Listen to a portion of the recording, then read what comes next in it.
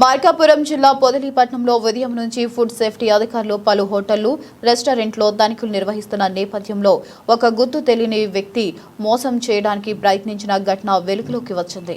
పొదిలిపట్నంలో తనిఖీలు జరుగుతున్న సమయంలో ఓ రెస్టారెంట్ నిర్వాహకుడికి గుర్తు తెలియని వ్యక్తి ఫోన్ చేసి తను ఫుడ్ సేఫ్టీ అధికారిని అని చెప్పి అత్యవసరంగా 60,000 రూపాయలు ఫోన్ పే చేయాలని, లేదంటే మీ రెస్టారెంట్ ను సీజ్ చేస్తామని బెదిరించాడు. దీంతో రెస్టారెంట్ నిర్వాహకుడు ఒక్కసారిగా భయాందోళనకు గురయ్యాడు.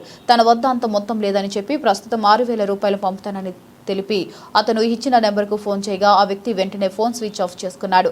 అదే సమయంలో ఆ రెస్టారెంట్కు తనిఖీల కోసం వచ్చిన ఫుడ్ సేఫ్టీ అధికారికి నిర్వాహకుడు ఈ విషయం వివరించగా ఆయన ఆశ్చర్యానికి గురయ్యారు.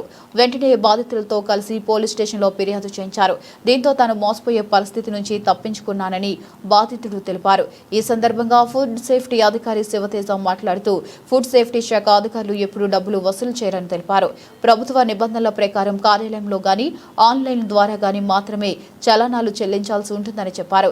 ఇలాంటి సంఘటనలు గమనించిన వెంటనే పోలీస్ స్టేషన్లో ఫిర్యాదు చేయాలని సూచించారు.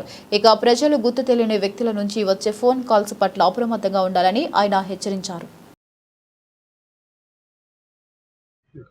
మాది వెంకటరమణ కిచిడి హోటల్ పొదిలి. కానీ ఒకరు ఇట్లా ఫుడ్ ఇన్స్పెక్టర్ నాకు ఇట్లా మీకు ఒకసారి వచ్చి మీకు ఇన్వాయిస్ ఇస్తాను అని అంటే మీరు ఇంకా రెస్పాండ్ కాలేదు.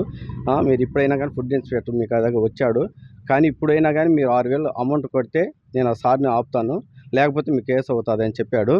సరేనని నేను ఆయనకు ఫోన్పే చేశాను. ఫోన్పే చేసిన తర్వాత స్విచ్ ఆఫ్ వచ్చేసింది. తర్వాత ఫుడ్ ఆఫీసర్ వచ్చాడు. ఏమండి మీరు ఇలా నమ్మి ఎందుకే సార్ మీరు ఇలా వేయకూడదు కదా అని సారు ఇప్పుడు చెప్పి మేము పోలీస్ స్టేషన్ దగ్గరికి వచ్చి కంప్లైంట్ పెట్టాము. అది సార్ పొదిలి. ఇన్వెస్ట్ అంటే ఇట్లా లైసెన్స్ ఇస్తున్నామని ఇన్వెస్ట్ అట్లా అట్లా మీ దగ్గరికి ఒకసారి వచ్చాము, కానీ మీరు ఎంతవరకు సమాధానం లేదు. మళ్ళీ ఇప్పుడు సార్ రన్నింగ్లో ఉన్నారు, ఆల్రెడీ పొదిలి వచ్చున్నారు. మీరు అమౌంట్ వేయకపోతే సార్ మీ దగ్గరికి వచ్చేసి 60,000 కేసు వేస్తాడు. ఇప్పుడు తొందరగా 6,000 పంపిస్తే మీకు ఆ కేసు ఆపుతాను సార్కి చెప్పేసి అని అన్నాడు.